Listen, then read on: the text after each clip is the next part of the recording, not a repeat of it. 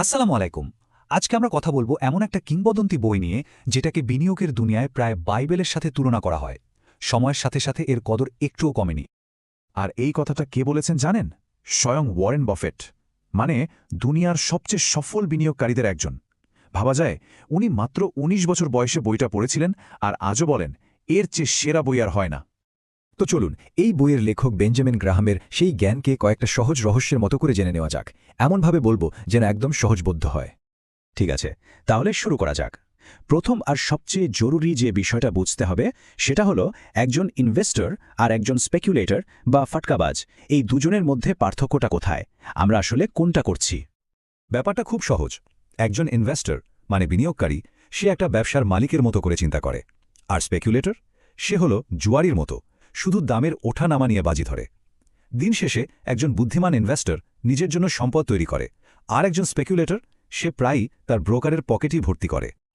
আচ্ছা, ইনভেস্টর আর স্পেকুলেটরের মানসিকতার পার্থক্য তো বোঝা গেল। এবার আসা যাক দ্বিতীয় রহস্যে। বেঞ্জামিন গ্রাহাম শেয়ার বাজারকে বোঝানোর জন্য দারুণ একটা কাল্পনিক চরিত্রের সাহায্য নিয়েছেন। ভাবুন তো একবার, যদি শেয়ার বাজারটা একজন জলজন্ত মানুষ হতো। গ্রাহাম তার নাম দিয়েছেন মিস্টার মার্কেট। উনি আমাদের এমন এক বিজনেস পার্টনার যার মুড সাংঘাতিকভাবে ওঠানামা করে। আর মজার ব্যাপার হলো, তার এই মুড সুইংয়ের মধ্যেই কিন্তু বিনিয়োগের সুযোগ লুকিয়ে আছে। ধরুন কোনো দিন মিস্টার মার্কেটের মন একদম ফুরফুরে, সে তখন সবকিছু নিয়েই দারুণ আশাবাদী, আর এমন চড়া দামে শেয়ার কিনতে চাইবে যা শুনলে অবাক হতে হয়। আবার অন্যদিন তার মন মেজাজ একেবারে খারাপ, ভয়ে হতাশায় এমন অবস্থা যে সে তার ভালো ভালো শেয়ারগুলো পানির দামে বেচে দিতে চায়। এখান থেকে আমাদের কি শেখার আছে? খুব সহজ। বুদ্ধিমান বিনিয়োগকারী মিস্টার মার্কেটের মুডের সাথে নিজেকে ভাসিয়ে দেয় না, বরং উল্টোটা করে। যখন মিস্টার মার্কেট ভয়ে কম দামে সব বেচে দিতে চায়, তখন হলো কেনার সেরা সময়। আর যখন সে খুশিতে পাগল হয়ে বেশি দাম দিতে চায়, তখন হলো বিক্রি করার সুযোগ। তো এই যে মিস্টার মার্কেটের খামখেয়ালি মেজাজ, এর থেকে বাঁচতে একটা রক্ষা কবচ তো লাগবে, তাই না? আমাদের তৃতীয় রহস্যটা হলো ঠিক সেই রকমই একটা রক্ষা কবচ। বলা যেতে পারে এটা বিনিয়োগকারীদের জন্য একটা ফিনান্সিয়াল সুপার পাওয়ার। এই সুপার পাওয়ারটার নাম হলো মার্জিন অফ সেফটি, মানে সুরক্ষার মার্জিন। এর মানে কি? এর মানে হলো কোনো একটা জিনিস তার আসল দামের চেয়ে অনেক কমে কেনা। এই যে দামের পার্থক্য, এটাই হলো সেই সেফটি বা সুরক্ষা। এই সূত্রটা দেখুন, কি সহজ। একটা ব্যবসার আসল মূল্য থেকে আমরা যে দামে কিনছি সেটা বাদ দিলেই পাওয়া যায় মার্জিন অফ সেফটি। এই মার্জিন যত বেশি হবে, টাকা হারানোর ঝুঁকিও তত কম। ব্যাপারটা অনেকটা এরকম, ১০০ টাকার একটা জিনিস যদি ৭০ টাকায় কেনা যায়, তাহলে ওই ৩০ টাকাটাই হলো আমাদের সুরক্ষার গ্যারান্টি।